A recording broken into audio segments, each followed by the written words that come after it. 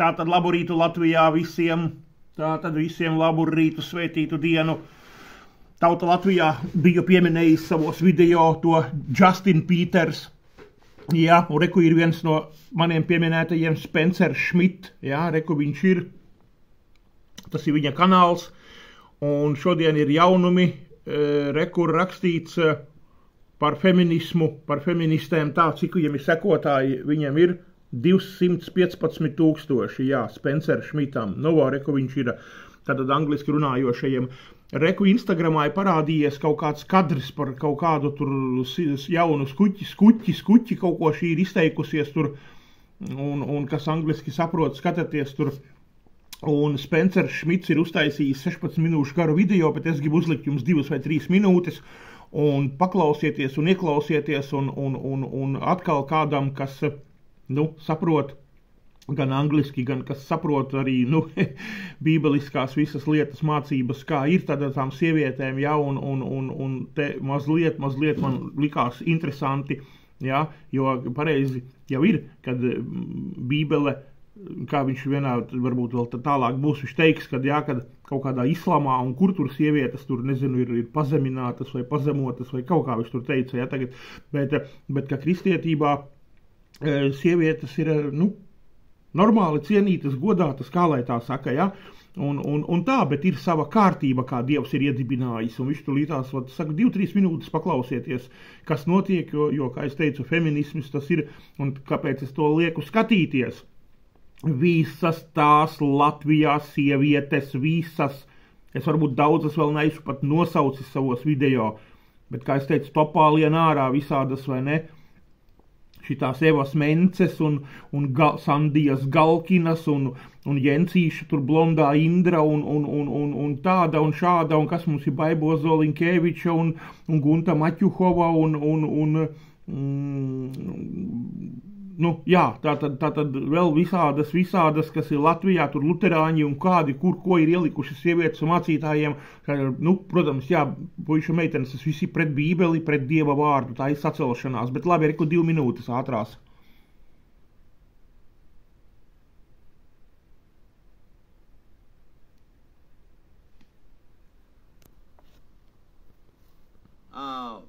But you can go look through this if you want to later on. But here's my question, okay? When it comes to like marriage stuff, why is it that women rage against the idea of men leading them? Jā. Why do women rage against this? Jā, kāpēc sievietes saceļās pret to, ka Dievs ir radījis, ka vīrietis šo sievieti vadīs pa dzīvi, jā, pa žižņi, jā.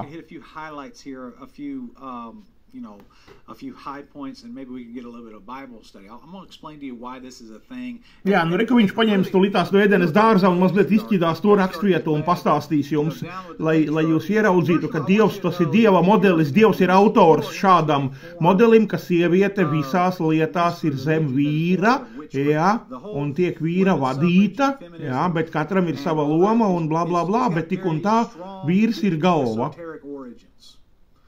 I want you to know that Bible-believing Christianity did not create this. This is something that is born out of the black heart of hell. And that's a problem. But here's what I want you to see. This all starts back in the Garden of Eden when Satan went to the woman. And it says, he said, now the serpent is more subtle than any beast of the field which the Lord God had made. And Satan said unto the woman, Yea, hath God said, Ye shall not eat of every tree of the garden. Now, here's the $1 million question everybody has to ask themselves. When man fell in the Garden of Eden by eating the forbidden fruit of the tree of the knowledge of good and evil, why did Satan entice the woman? Why didn't he entice Adam? Jā, redzi, kāpēc tieši pie sievietes tur piegāja un visu sāka darīt Sātanis ir tik gudrs, jā?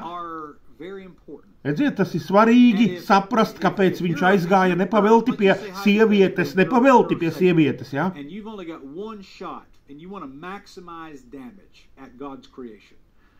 Do you attack the cheetahs? Do you attack the puppy dogs? Do you attack the trees? Do you attack Adam's pretty solid with God. What do you do that causes the most chaos? What is the one? Jā, lielāko sliktumu, ko Sātans varēja izdarīt, viņš saprata, ka to var izdarīt caur sievieti, cilvēcei, ja?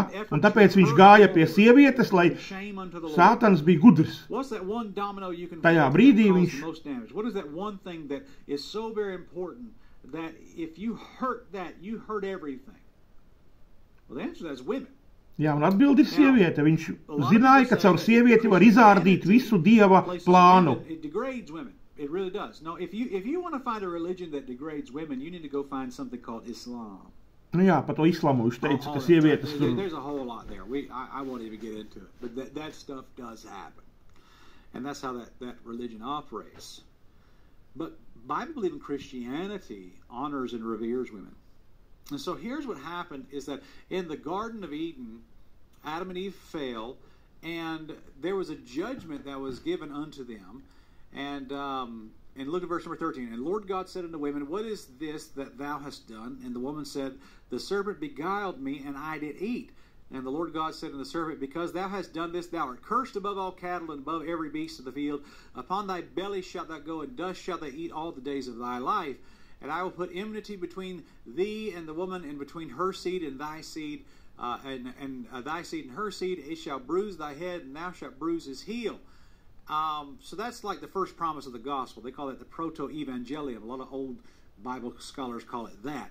But look at verse number 16. The Bible says, and unto the woman God said, he said, I will greatly multiply thy sorrow and thy conception. In sorrow thou shalt bring forth children, and thy desire shall be to thy husband, and he shall rule over thee.